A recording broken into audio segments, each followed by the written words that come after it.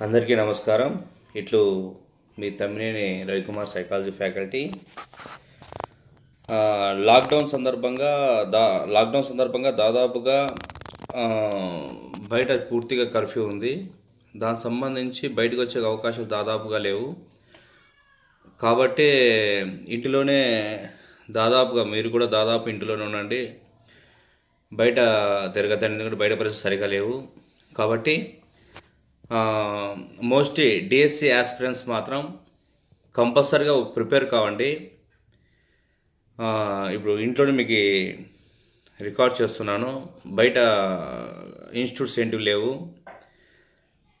కాబట్టి వినేటప్పుడు కొద్దిగా హెడ్ ఫోన్స్ పెట్టుకోండి. వాయిస్ కొద్దిగా క్లారిటీగా వస్తుందని ఉద్దేశం. ఈరోజు మీకు 5 ప్రశ్నలకు సంబంధించి ఇస్తున్నాను. దాదాపుగా ముందు సంబంధించి అయితే మీరు సబ్జెక్ట్ జనరల్గా అయితే కొందరు ఏమంటారు అంటే, సార్ సబ్జెక్ట్ మొత్తం చెప్పేచ్చు కదా అంటున్నారు.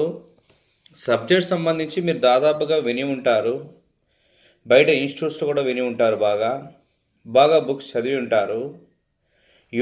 యూట్యూబ్లో కూడా చాలా వరకు కొద్దిగా ఈ సైకాలజీ ఫ్యాకల్టీ వారు కూడా చెప్పారు. కాబట్టి మీరు దాదాపు చదివింటారు ఉద్దేశంతో కొన్ని బిట్స్ ఓరియంటెడ్గా మాత్రమే చెప్తున్నాను. అంటే మీ దానికి సంబంధించి బిట్స్ని కొద్దిగా అనాలిసిస్గా ఎక్స్ప్లెనేషన్ కొద్దిగా ఎలాబరేట్గా మీరు ఇంకా కొద్దిగా చదవండి. మనకు మ్యాక్సిమంగా సక్సెస్ఫుల్ వస్తుంది. ఆ ఉద్దేశంతోనే బిట్స్ చేయడం చేస్తున్నాను. సబ్జెక్ట్ అయితే నాది కంటిన్యూషన్గా అయితే 7 days జరుగుతుంది. క్లాసెస్ సైకాలజీ క్లాస్ 7 రోజులు జరుగుతుంది. మార్నింగ్ 9 to ఈవినింగ్ 6:30 వరకు కంటిన్యూషన్గా జరుగుతుంది. అంటే 7 days జరుగుతుంది. దానికి సంబంధించి కూడా ఆన్లైన్ క్లాసెస్ పెట్టాలని ఆలోచనతో ఉన్నాను. దాన్ని కూడా ఆన్లైన్ క్లాసెస్ని మీకు దాదాపుగా ఎంతవరకు సబ్జెక్ట్ ఉంటే మీకు అంతవరకు మీకు ప్రొవైడ్ చేయగలను. ఓకేనా?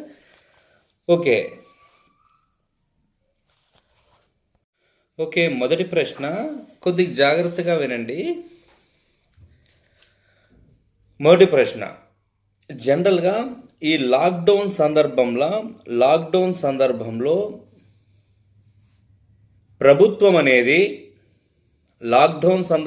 ప్రభుత్వం అనేది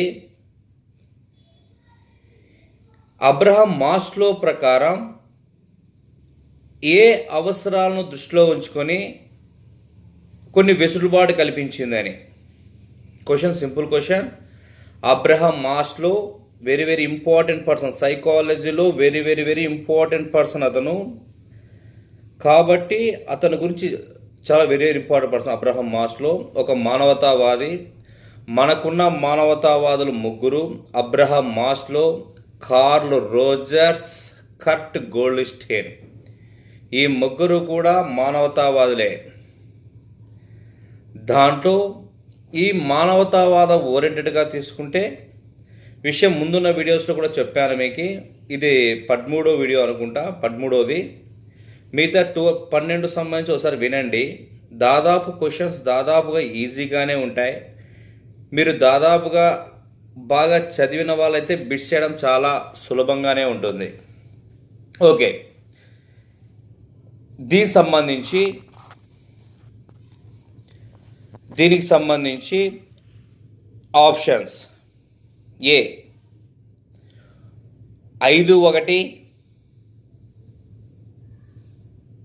బి 1-2, సి 3-4, డి 4-5. ఇవి అవసరాలకు సంబంధించి ఉంటాయి. 1వ అవసరం ఏం చెప్తుంది, 2వ అవసరం ఏమో చెప్తున్న విషయాలు ఉంటాయి. దానికి సంబంధించి కొద్దిగా విషయ అవగాహన ఉంటే కొద్దిగా ఆలోచించండి. పాజ్ చేయండి వీడియోని పాజ్ చేసి కొద్దిగా ఆలోచించేయండి. దీనికి సరైన సమాధానం 1, 2 అంటే బి ఆన్సర్. అంటే అబ్రహం మాస్లో సంబంధించి తీసుకుంటే శారీరక అవసరాలు 1 వస్తుంది, 2 రక్షణ అవసరాలు 2 వస్తుంది, 3 అవసరం కింద ప్రేమ వాస్తల అవసరాలు వస్తాయి, 4 అవసరం కింద సోషల్ స్టేటస్ వస్తుంది, అంటే సామాజిక అంతస్తు సంబంధించి ఉంటుంది, సామాజిక గౌరవం సంబంధించి ఉంటుంది. 5వది ఆత్మ ప్రస్థానం అంటాం. ఆత్మ ప్రస్థానంనే సెల్ఫ్ యాక్చులేషన్ అంటాం. అంటే ఇది 5వ సోపానం అంటాం. ఇలా లాక్డౌన్ సందర్భంలో 1, 2ని ప్రాథమిక అవసరాలు అంటాం. ఇలా ప్రాథమిక అవసరాలు అనుగుణంగానే మన లాక్డౌన్ సందర్భంలో ప్రభుత్వం ఈ రెండిటికి వెసులుబాటు కల్పించింది. మిగతావి ఏవి కూడా వెసులుబాటుని కల్పించదు. ఇది వెరీ వెరీ ఇంపార్టెంట్. మనకి సంబంధించి అభ్యసనం చాప్టర్లో వస్తుంది. దీన్ని ఒకసారి రివ్యూ చేయండి. దాదాపు ప్రతి డిఎస్సికి సంబంధించి ఇందులో ఖచ్చితంగా మనకి వస్తూనే ఉంటాయి. 2వ ప్రశ్న సింపుల్ ప్రశ్న.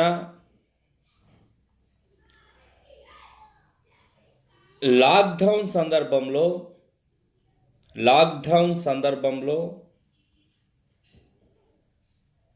ఉదయం 6 గంటల నుండి 9 గంటల వరకు లాక్డౌన్ సడలింపుకు అంటే ఆ ఉదయం 6 నుండి 9 గంటల వరకు లాక్డౌన్ సడలింపుకు ప్రధానంగా ప్రభుత్వం కోల్బర్గ్ నైతిక వికాసం ప్రకారం ఏ స్థాయి ఏ దశను అనుసరించింది? Simple question. కోల్బర్గ్ నైతిక వికాసం ప్రకారం ఏ స్థాయి ఏ దశను తీసుకుంది అని.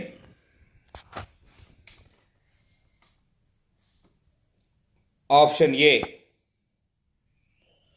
1వ స్థాయి 5వ దశ,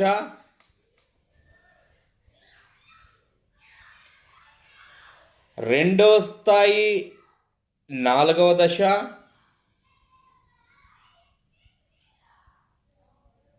3వ స్థాయి 5వ దశ,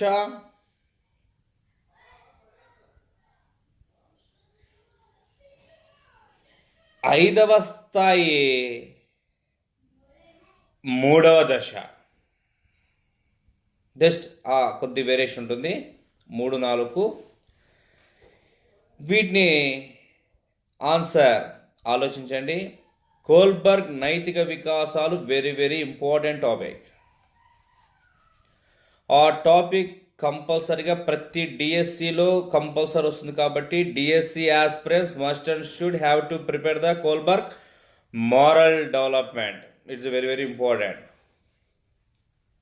దీనికి ఆన్సర్ ఆలోచించండి. మొత్తం కోల్బర్గ్ నైతిక వికాసంలో మనకి 3 స్థాయిలు 6 దశలు ఉంటాయి. వాటి మీద జనరల్గా అయితే ప్రీవియస్ స్థాయిలో వచ్చి 2008 డిఎస్సి ఆ రేషియోలో స్థాయిలు ఇస్తుండ్రి. పూర్వ సాంప్రదాయ స్థాయి, సాంప్రదాయ స్థాయి, ఉత్తర సాంప్రదాయ స్థాయి అని ఇస్తుండ్రి. తర్వాత కొద్ది ట్రెండ్ మార్చి 2012-14 డిఎస్సిలో దశలు ఇవ్వడం మొదలుపెట్టారు.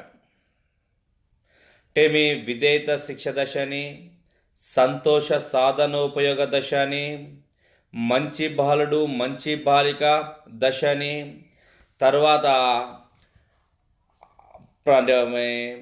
ప్రజాస్వామ్యం సంబంధించి అధికారిత దశని, నెక్స్ట్ మానవ హక్కులకు సంబంధించిన దశని,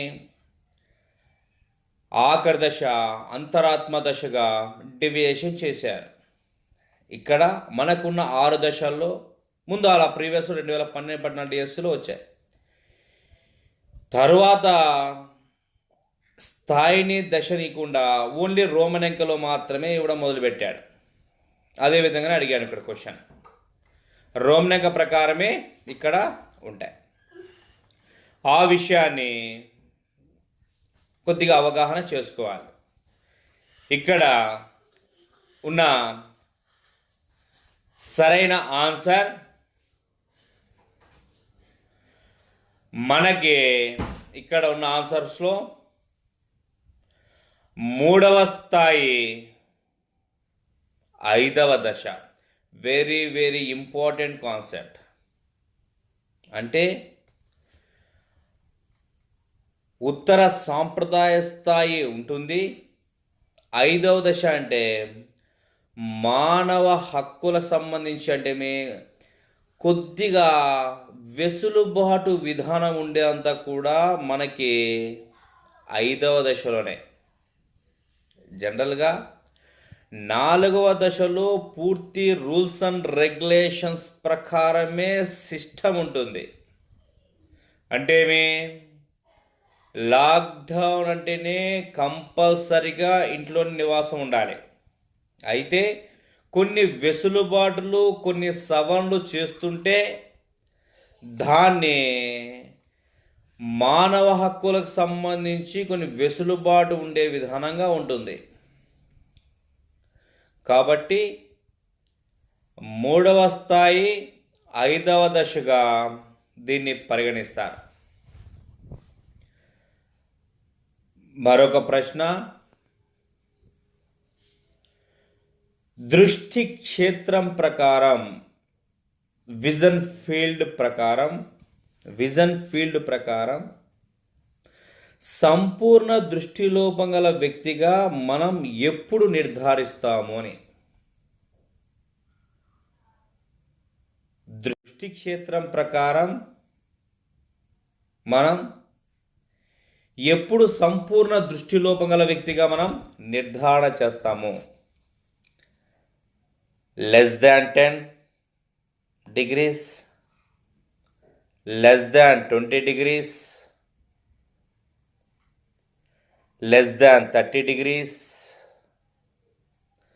<180 degrees. Very very important question.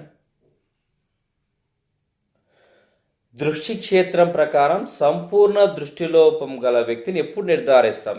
దాని ప్రకారం ఉంటుందని. అంటే <10 degrees, <20 degrees, <30 degrees, <180 degrees. దీనికి సరైన సమాధానం <10 degrees. Very very important. మనకున్న దృష్టి క్షేత్రం సంబంధించి దృష్టి క్షేత్రం మొత్తం 180 degrees ఉంటుంది. దాంట్లో <10 degrees ఉంటే దాని సంపూర్ణ దృష్టిలోపగల వ్యక్తిగా మనం పరిగణిస్తాం. <20 degrees ఉంటే, అంటే 10 to 20 మధ్యలో ఉంటే ఆ వ్యక్తిని పాక్షిక దృష్టిలోపగల వ్యక్తిగా మనం పరిగణిస్తాం. వెరీ వెరీ ఇంపార్టెంట్ సంబంధించి ఉంటుంది. దాంట్లో అందులకు సంబంధించి చాలా అంశాలు ఉంటాయి. పాక్షిక అంధులు ఉంటారు, సంపూర్ణ అంధులు ఉంటారు. పాక్షిక అంధుల మీద మయోపియా, హైపర్ మయోపియా ఇవన్నీ వస్తాయి. స్ట్రాబిస్మస్ వస్తుంది, ఐ కాంట్రాక్ట్ వస్తుంది. వీటినంతా కూడా ఒక అవగాహన చేసుకోవాలి. తర్వాత దృష్టి స్పష్టత వస్తుంది. దృష్టి స్పష్టత సంబంధించి దానికి సంబంధించి వేరియేషన్ వస్తాయి. అంటే ఇది ఏ విధంగా యాక్టివేషన్ <10 degrees ఎలా ఉంటాయో అదేవిధంగా దృష్టి స్పష్టత సంబంధించి కూడా రేషియో ఉంటుంది. కాబట్టి ఆ రేషియోస్ కూడా కొద్దిగా జాగ్రత్తగా చదవండి.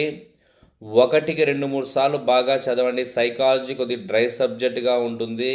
కాబట్టి కొద్దిగా ప్రాక్టీస్ చేస్తే మనం సక్సెస్ఫుల్ అవుతాం. కాబట్టి practice is the mother of the learning అంటాం. Practice practice practice practice make students are perfect అంటాం. కాబట్టి సైకాలజీని దాదాపుగా ఎక్కువసార్లు చదివేకే ప్రయత్నం చేయండి. ఓకేనా. నెక్స్ట్ ప్రశ్న, ఒక తరగతి గదిలో ఒక ఉపాధ్యాయుడు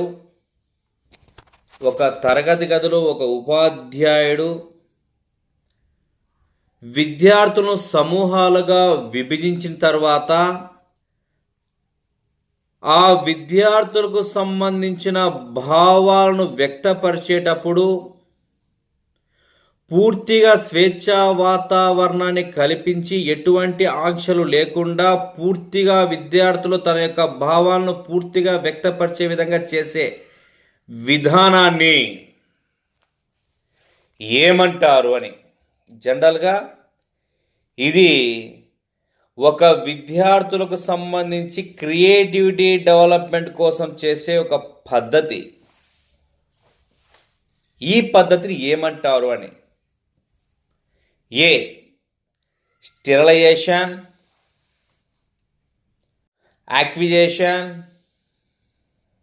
B acquisition, C generalisation, D brainstorming అంటాం. ఇలా 3 or 4 ఆప్షన్స్ ఉన్నాయి. ఒకసారి వినండి, సబ్జెక్ట్ని ఒకసారి వినండి. ఇక్కడ కొద్దిగా మొబైల్ కూడా టెక్నికల్గా ప్రాబ్లం ఉంది, కొద్దిగా వీడియో సడన్గా కట్ అవుతుంది. ఓకే, బట్ వాయిస్ కొద్దిగా హెడ్ ఫోన్స్ పెట్టి వినండి. సబ్జెక్ట్ 2-3 సార్లు వినండి. సబ్జెక్ట్ 2-3 సార్లు వింటే క్వశ్చన్ క్లారిటీ వస్తుంది. అప్పుడు త్వరగా మీరు ఆన్సర్ చేయగలరు. దీనికి సరైన సమాధానం brain storming. Very very important concept అది. బ్రెయిన్ స్టార్మింగ్ అనేది అలెక్స్ అస్బర్న్ అనే వ్యక్తి దీన్ని ప్రతిపాదించాడు.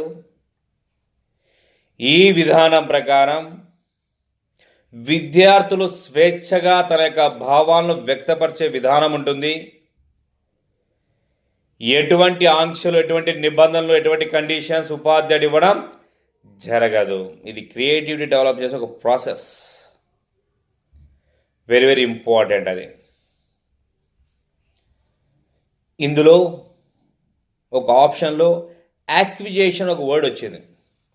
యాక్విజేషన్ అంటే ఏమంటే, ఏదైనా ఒక విషయం నేర్చుకునేటప్పుడు మొట్టమొదటిగా జరిగే ప్రాసెస్నే యాక్విజేషన్ అంటాం.